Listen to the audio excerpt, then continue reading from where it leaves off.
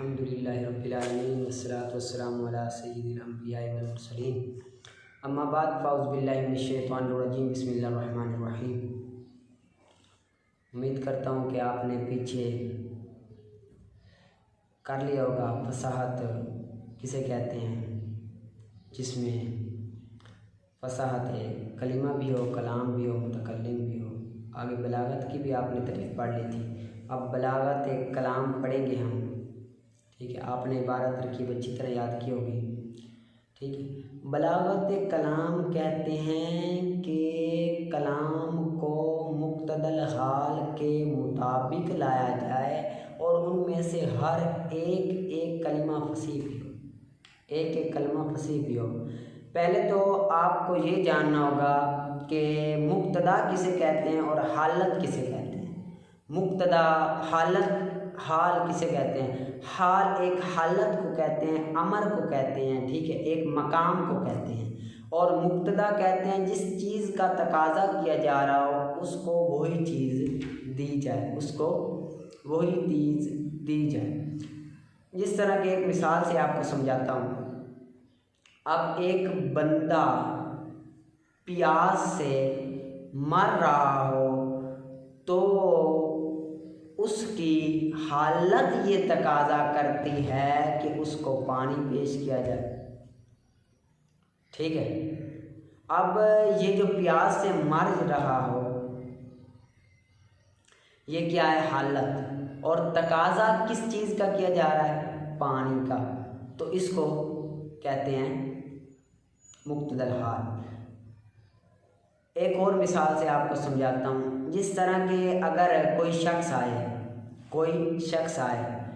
وہ کہے کہ زید قائم، زید کھڑا ہے۔ جس نے کہا زید قائم، یہ متکلم ہے نا، زید کھڑا ہے، اور سننے والا وہ کیا ہے؟ مخاطب ہے۔ مخاطب اٹھا، کھڑا ہوا اپنی جگہ سے، اس نے کہا زید لیس بقائم، کہ زید نہیں کھڑا، زید نہیں کھڑا۔ اب زید لیس بقائم یہ کیا ہے؟ یہ حالت ہے، یہ حال ہے، یہ کیا ہے؟ حال ہے۔ اور تقاضا کیا جا رہا ہے، یہ حال تقاضا کر رہا ہے کہ ایک ایسے کلام کو ذکر کیا جائے جو اس کے مطابق ہو، حال کے مطابق ہو، زید لیس بقائم کے مطابق ہو۔ اب متکلم کو چاہیے کہ وہ اپنے کلام کو تاکید کے ساتھ ذکر کرے۔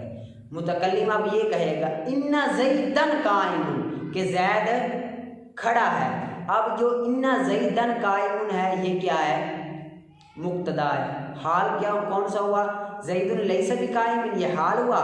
یہ تقاضا کرتا ہے کہ کلام تاکید کے ساتھ لایا جائے، کلام کو تاکید کے ساتھ لایا گیا، ان کو ذکر کیا، ان تاکید ہے، ان زیدن قائم کو ذکر کیا گیا، یہ کیا ہے؟ مبتدا ہے۔ زید لیس بقائم یہ حالت ہے، حالت جس چیز کا تقاضا کرے اس کو وہ چیز پیش کی گئی، اس کو پیش کی گئی ان زیدن قائم، تو یہ کیا بن گیا؟ مبتدا ہے۔ اب جب متکلم حالت کے تقاضے کے مطابق کلام کو ذکر کر دے، کلام کو ذکر کر دے، تو ہم کہیں گے کہ کلام مقتضی الحال کے مطابق ہو گیا، کلام مقتضی الحال کے مطابق ہو گیا۔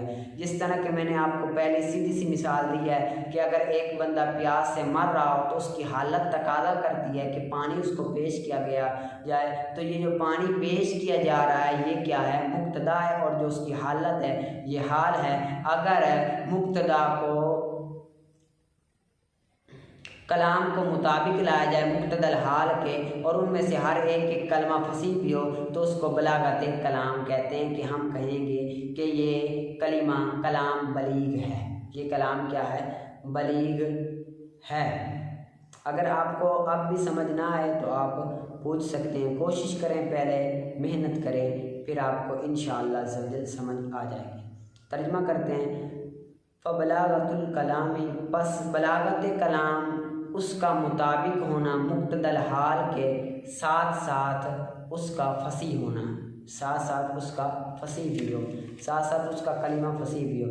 اور حال تعریف کریں گے آگے، حال نام رکھا گیا ہے مقام کے ساتھ، یعنی کہ مقام بھی اس کو کہتے ہیں، جگہ بھی کہتے ہیں، اور وہ ایسا امر ایسا امر جو حاصل ہو متکلم کے لیے اس شرط پر کہ بے شک وہ وارد کرے اپنی عبارت کو مخصوص صورت پر، اپنی جو عبارت ہو اس کو مخصوص صورت میں وارد کرے۔ یعنی کہ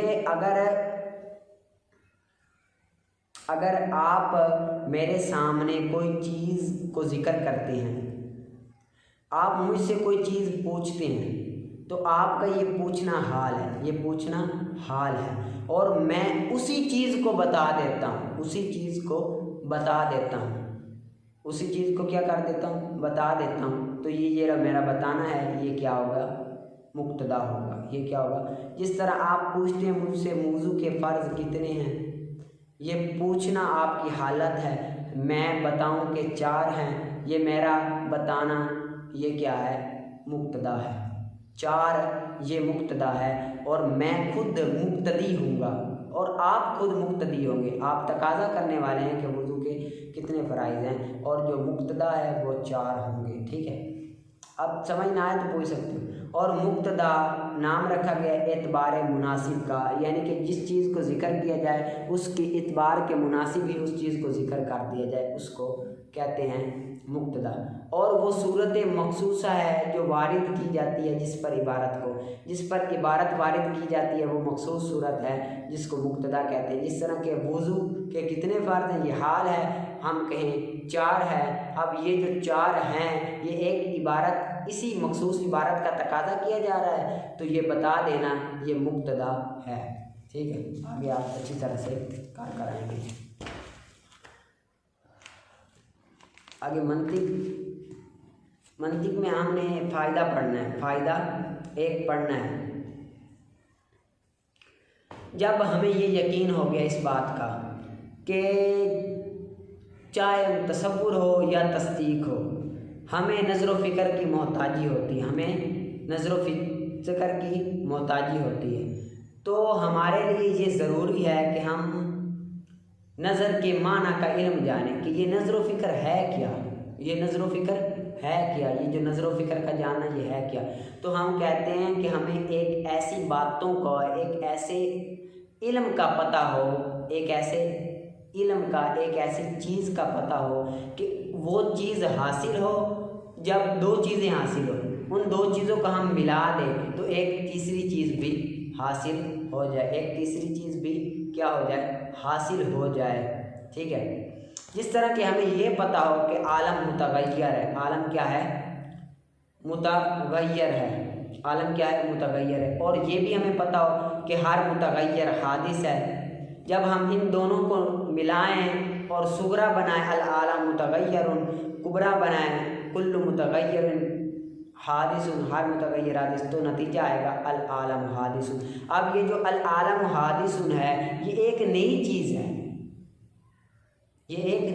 ہے، جو ہم پیچھے 2 چیزوں سے ہمیں معلوم ہوئی۔ ٹھیک ہے، ترجمہ کریں۔ فائدہ وَإِذَا عَلِمْتَ، اور جب تجھے معلوم ہو جائے، ما ذکرنا، جو ہم نے ذکر کیا، ان النظریات، کہ بے شک نظری مطلقاً تصور ہو یا تصدیق ہو، محتاجی ہوتی ہے نظر و فکر کی طرف، محتاجی ہوتی ہے نظر و فکر کی طرف۔ فلا بد، پس ضروری ہے، لکا تیرے لیے، یہ کہ تو جان نظر کے معنی کو کہ نظر ہے کیا۔ فاقول، پس میں کہتا ہوں، نظر ان کی اصطلاح میں، منطقیوں کی اصطلاح میں نام ہے ایسی امور معلومہ کو ترتیب دینے کا، ایسے امور معلومہ کو ترتیب دینے کا جو پہنچا دے ایسی ترتیب کی طرف، تحصیل مجہول کی ترتیب کی طرف، یہ علوم ماجورہ پہنچا دے، یہ ترتیب مجہول تحصیل مجہول کی طرف پہنچا دے۔ نظر منطقیوں کی اصطلاح میں ایسا عبارت، ایسی نام ہے کہ امور معلومہ کو ترتیب دینا جو پہنچا دے، یہ ترتیب مجہول تحصیل کی طرف، مجہول چیز کے حاصل کرنے کی طرف وہ ترتیب پہنچا دے تو اس کو نظر کہتے ہیں۔ جو ترتیب مجہول چیز کی طرف پہنچا دے اس کو کیا کہتے ہیں، نظر کہتے ہیں۔ جس طرح کہ جب تو ترتیب دے جس طرح کہ جب تو ترتیب دے معلومات حاصلہ کو، ایسے معلومات جو حاصل ہو تیرے لیے، عالم کے تغیر کے، عالم کے تبدیل ہونے سے اور ہر تبدیل ہونے کے حدوث سے، عالم کے تغیر کے اور ہر متغیر کے حدوث کا تجھے معلوم ہو، پتہ ہو، تو کہے گا العالم متغیر وکل متغیر حادث، تو حاصل ہو جائیں گے تیرے لیے یہ نظر، اس نظر سے حاصل، اس نظر اور ترتیب سے حاصل ہو جائے گی دوسرے قضیے کا علم۔ اس جو ہم نے یہ ترتیب دی، اس سے نظر اور ترتیب سے جب ہم نے اس کی طرف دیکھا اور اس کو ترتیب دی تو ہمیں ایک دوسرے قضیے کا علم حاصل ہو جائے گا۔ لم یکن حاصل اللہ کا، نہیں تھا حاصل تیرے لیے پہلے، قبل پہلے تیرے لیے یہ حاصل نہیں تھا، اور وہ عالم حادث ہے۔ پہلے ہمیں یہ معلوم تھا کہ عالم تبدیل ہونے والا ہے اور ہر تبدیل ہونے والا حادث ہے۔ جب ہم نے ان کو ملا دیا تو ہمیں ایک تیسری چیز حاصل ہوگی جو پہلے معلوم نہیں تھی، وہ کیا تھی کہ عالم حادث ہے۔ ٹھیک ہے، عالم حادث ہے، یہ یاد کریں، آگے پھر ترکیب اور عبارت نکالنی ہے۔ ٹھیک ہے، آگے مسئلہ ہے کہ اگر کسی شخص نے بیچا کپڑے کو کہ یہ 10 گز ہیں، 10 گز ہیں 10 درہم کے بدلے، یا 100 گز زمین 100 درہم کے بدلے، 100 گز زمین 100 درہم کے بدلے، ٹھیک ہے، تو مشتری کو اختیار ہے، اس نے اس سے کم پایا، اس سے کم پایا، یعنی کہ 10 درہم 10 گز کپڑا تھا 9 گز پایا، 100 گز زمین تھی 90 گز پائی، کم پایا تو اس کو اختیار ہے، چاہے تو وہ لے لے تمام سمن، ساری سمن لے گا، آدھی نہیں ساری سمن لے لے، اور چاہے تو اس کو چھوڑ دے۔ یہ نہیں ہو سکتا کہ 10 گھر کم ہے تو 10 کے بدلے 10 درہم لے لے، بلکہ ساری یا تو لے لے یا پھر ساری کو ترک کر دے۔ اور اگر زیادہ پائے، یعنی کہ 10 گز کپڑا تھا اس نے 110 پایا، یا 100 گز زمین تھی 110 زمین پائی، تو مشتری کو، تو بائے کو اس میں سے کوئی حصہ نہیں۔ بائے یہ تقاضا نہیں کر سکتا یہ 10 گز زیادہ ہیں تو یہ 10 گز مجھے واپس کر دے، بائے کے لیے اس میں اختیار نہیں ہے۔ کیوں اختیار نہیں ہے؟ مسئلہ کیوں اس طرح نہیں ہے؟ حالانکہ پیچھے تو آپ نے پڑھا تھا اگر 10 کم ہو تو پھر اس میں سے واپس ہو جائیں گے، اور اگر 10 زیادہ ہیں تو وہ بائے کے ہیں، ادھر زیادہ کیوں نہیں ہے؟ تو اس سے پہلے ہمیں اصل اور وصف کی تعریف جاننی ہوگی، اصل اور وصف کی تعریف جاننی ہوگی۔ اصل کہتے ہیں کہ اگر چیز کو ٹکڑے کر دیا جائے تو عیب دار نہ ہو، عیب دار نہ ہو، جس طرح کہ گندم ہے نا، گندم 1 کلو گندم ہو، آدھا کلو کر دیا جائے تو اس میں کوئی عیب آئے گا؟ نہیں آئے گا، کوئی عیب نہیں آئے گا، ٹھیک ہے، اس کو اصل کہتے ہیں۔ اور وصف کہتے ہیں کہ اگر اس کو ٹکڑے کر دیا جائے تو عیب دار ہو جائے، جس طرح کہ یہ کپڑا ہے، قمیض ہے، اس کو ہم 2 ٹکڑے کر دیں تو عیب دار ہو جائے گی نا، ٹھیک ہے نا۔ اب جو وصف ہوتا ہے نا، وصف کے مقابلے میں قیمت کبھی نہیں آ سکتی، وصف کے مقابلے میں قیمت کبھی نہیں آ سکتی، اصل کے مقابلے میں قیمت آتی ہے، ٹھیک، اصل کے مقابلے میں قیمت آتی ہے، وصف کے مقابلے میں قیمت کبھی نہیں آ سکتی، یہ بات ذہن میں رکھنا۔ اب جب اس نے یہ کہا نا کہ 100 گز یا 10 گز کپڑا، تو یہ جو گز ہے یہ کیا ہے؟ وصف ہے، اور وصف کے مقابلے میں قیمت نہیں ہے۔ اس کو جو معاہدہ ہوا نا 10 گز کا یا 100 گز کا، تو یہ تمام کے تمام 100 گز جتنی زمین ہے وہ تمام کے تمام کی وہ 100 درہم کی دے رہا ہے، یا جتنا کپڑا ہے وہ تمام کا تمام کپڑا وہ 10 گز کا دے رہا ہے، ٹھیک ہے نا۔ یہ نہیں دے رہا کہ 1 گز 1 کے بدلے، بلکہ وہ کہہ رہا ہے کہ یہ 10 گز ہے 10 درہم کے بدلے. تو یہاں پر وسط کے مقابلے میں قیمت نہیں آئی بلکہ تمام کے تمام جو گز تھے ان کے مقابلے میں قیمت آئی، اور تمام کی تمام زمین تھی جو جتنی تھی، خیر 100 گز تھی یا 90 گز تھی، اس کے مقابلے میں قیمت آئی ہے. اب اس میں مشتری کو اختیار کیوں دیا جا رہا ہے؟ کیونکہ مشتری کو اختیار اس لیے دیا جا رہا ہے کہ اگر کم ہوتی ہے تو اس کی خریدنے میں رغبت کم ہوتی ہے، خریدنے میں رغبت کم ہوتی. آخر ظاہر سی بات ہے، اگر وہ تھوڑی چیز ہے تو اس کا اتنی رغبت نہیں ہوتی، دھیان نہیں ہوتا کہ میں اس چیز کو لے لوں.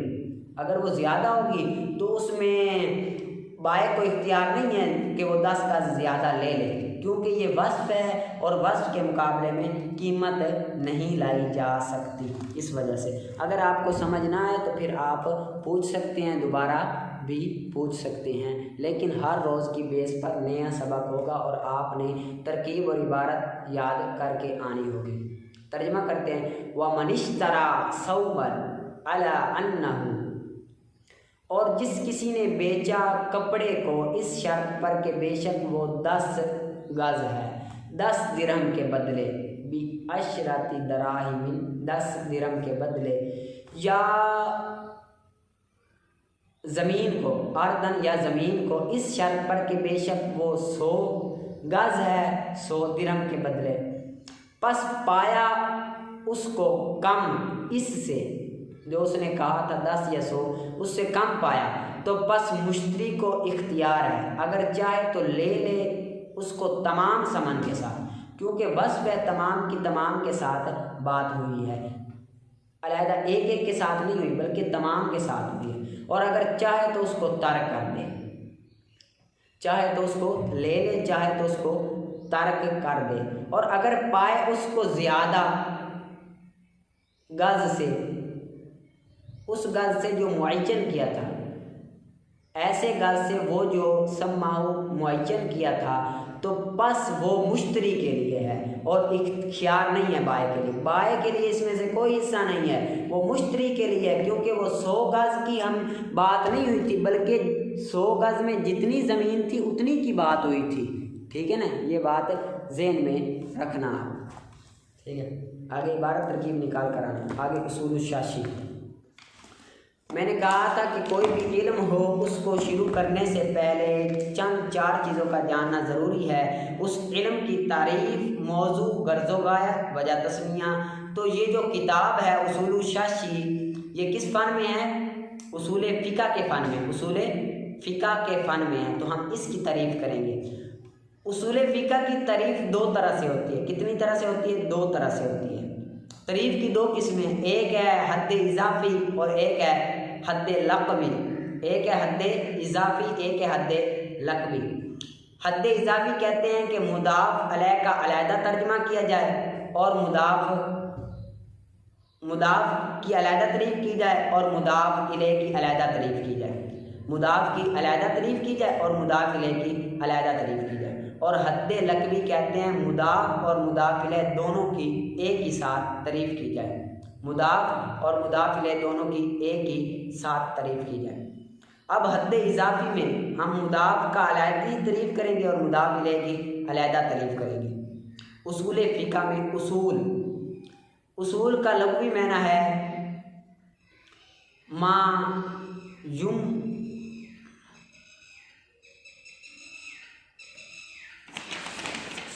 اصول فقہ کا لغوی معنی ہے ما یبتنا علیہ غیرہ.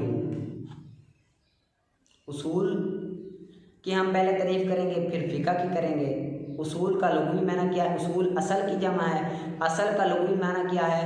ما یبتنا علیہ غیرہ، علیہ غیرہ، جس پر کسی غیر کی بنیاد ہو اس کو اصل کہتے ہیں. جس پر کسی غیر کی بنیاد ہو اس کو کیا کہتے ہیں؟ اصل کہتے ہیں. ٹھیک ہے. اصطلاحی تعریف چند ہے. اصل کی اصطلاحی چند تعریفیں. اصل بمعنی قاعدے کی بھی ہے، قاعدے کی بھی ہے. اصل بمعنی راجع کے بھی ہے. اصل بمعنی دلیل کے بھی. اصل بمعنی تعلیل کے بھی ہے، اصل بمعنی دلیل کے بھی ہے۔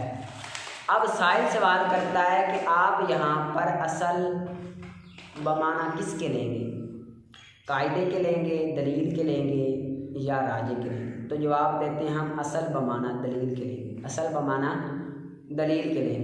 پھر سائل سوال کرتا ہے کہ آپ کے پاس کیا قرینہ ہے کہ آپ نے اصل بمعنی دلیل کے لیا، آپ کے پاس کیا قرینہ ہے، کیا دلیل ہے کہ آپ نے اصل بمعنی دلیل کے لیا؟ تو جواب دیتے ہیں کہ قاعدہ ہے جب بھی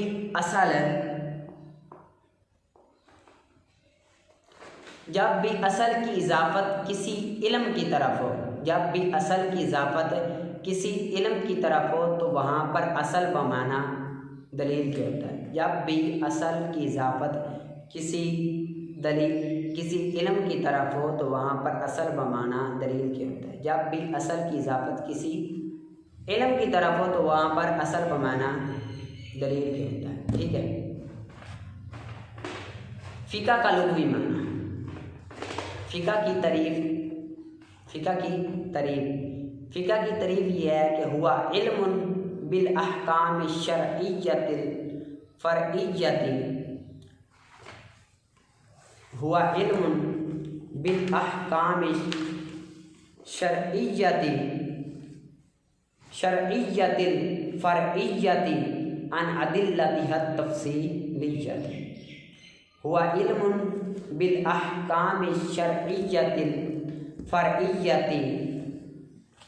من ادلتها التفصیلیہ، احکام شرعیہ فرعیہ کو تفصیلی دلائل کے ساتھ جاننا، احکام شرعیہ فرعیہ کو تفصیلی دلائل کے ساتھ جاننا، یہ فقہ کی تعریف۔ اب ہم حد لقبی کے اعتبار سے اصول فقہ کی تعریف کریں گے، حد لقبی کے اعتبار سے اصول فقہ کی تعریف کریں گے۔ اصول فقہ ان قواعد کے جاننے کا نام ہے، ان قواعد کے جاننے کا نام ہے جن کے ذریعے احکام شرعیہ فرعیہ کو تفصیلی دلائل سے جاننے کا مطلب حاصل ہو جائے۔